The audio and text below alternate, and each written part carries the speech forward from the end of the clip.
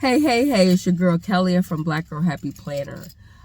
Just hopping on here. I realize I haven't done a 5-minute Monday in a long time, and so I'm just hopping on here to say hello to everyone. It is almost the end of January, and what a busy January we have had. This past week alone, 2025 in the political realm, it feels like we've been doing this for 6 months already, and we only been doing it for a week. We have a new person in office, and he gave us a whirlwind of activity during the first week of his role in office.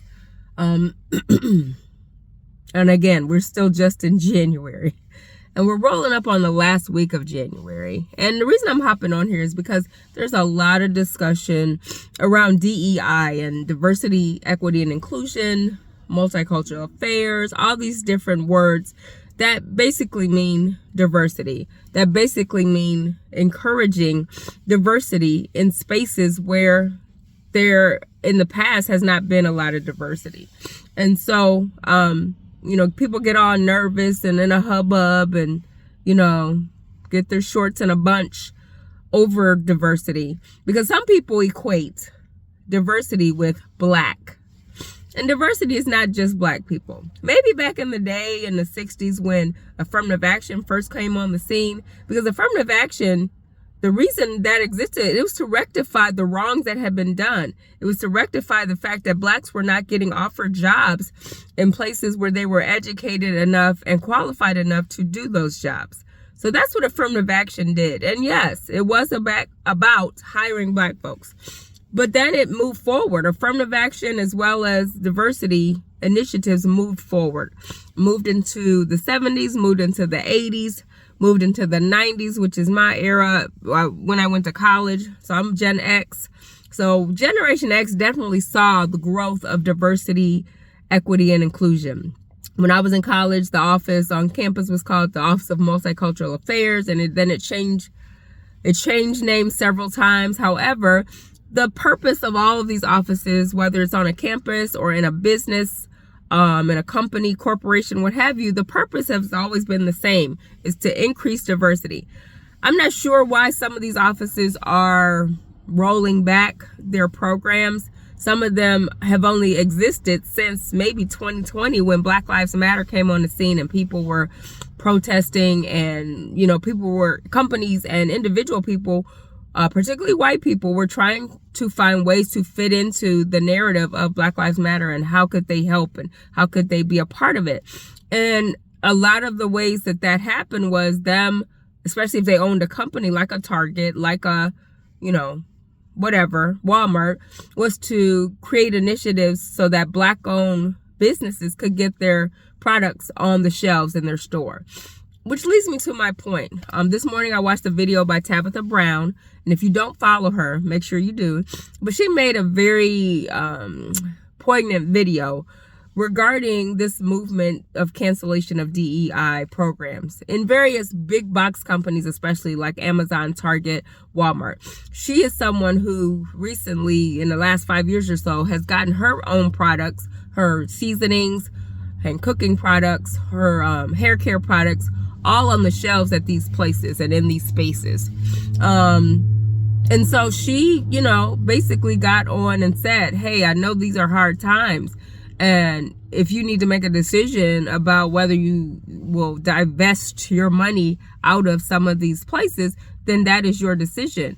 But the reality of it is, as she said in her video, is that we still need to keep supporting these Black-owned businesses. And we still need to support them through these major companies. So if Black-owned businesses, especially hair care and other products that are on the shelves in Target, Walmart, and Amazon, still support them.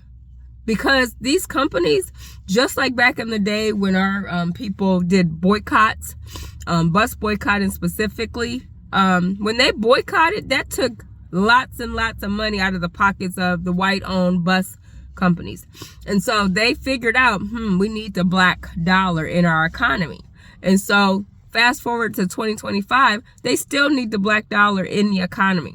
Because if we were to pull out all of our dollars, if we were to divest all of our money from the Amazon, the Target, the Walmarts of the world, they would not, that would be a big chunk of change that they would be missing.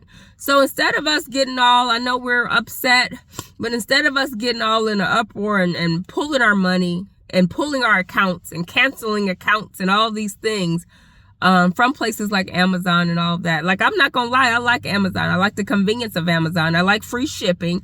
I like that I can darn near find everything I need on Amazon. And we found that out during the pandemic, that you can almost order just about everything you need through Amazon. So instead of us getting upset and pulling our money away and canceling accounts and things like that, figure out ways that you can still support Black-owned businesses through these big box companies.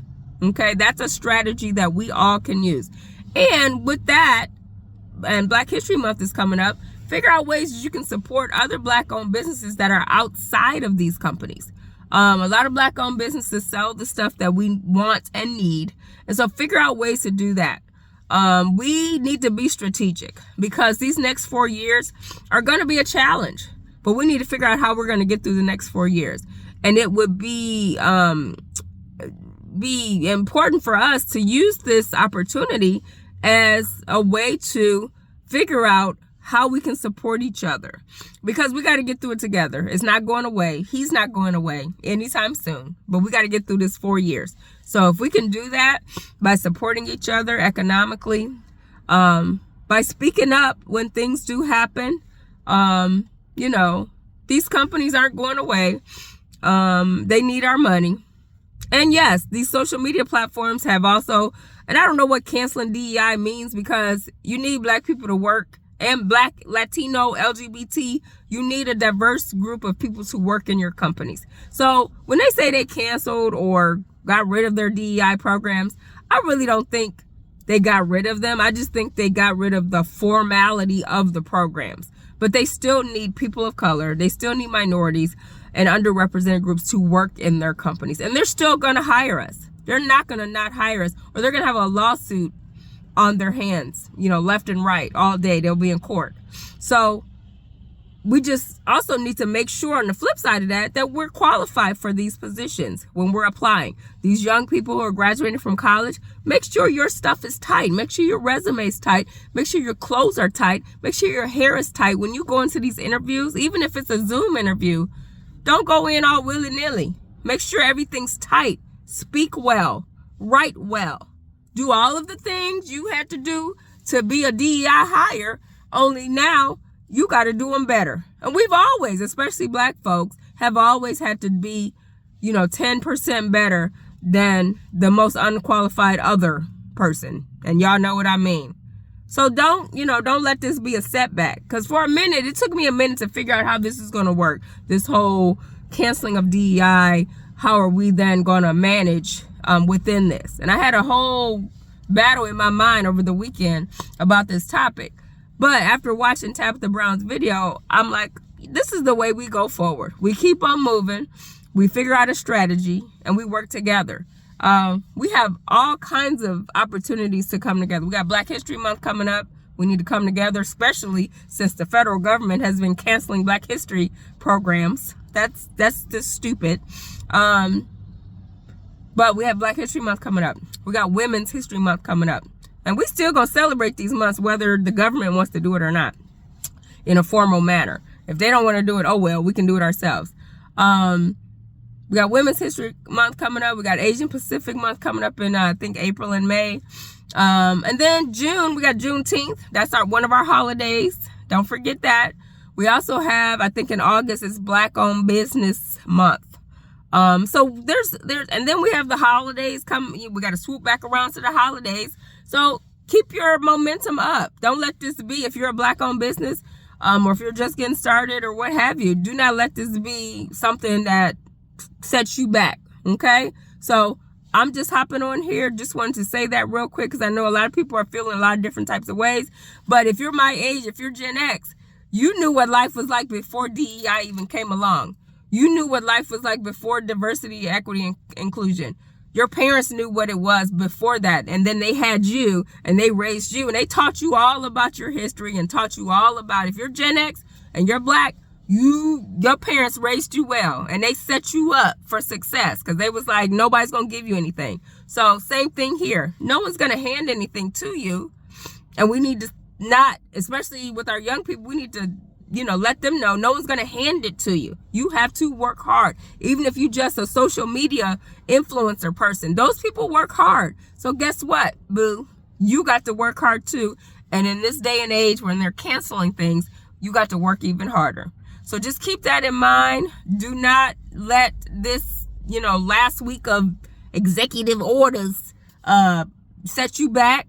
We all got to continue to work together, support each other, and keep our heads up. And so that's I know I've gone over my 5 minutes, but that was my 5-minute Monday for today, this last Monday of the month of January. As we get ready to go into Black History Month, I hope to have, some other fun tidbit of educational videos and things like that coming down the pipe. So keep your head up. In the words of Tupac, keep your head up. And let's keep it moving. And in the words of, I don't think it was Martin Luther King, but whoever said it back in the day, keep your eyes on the prize. Okay? Peace out.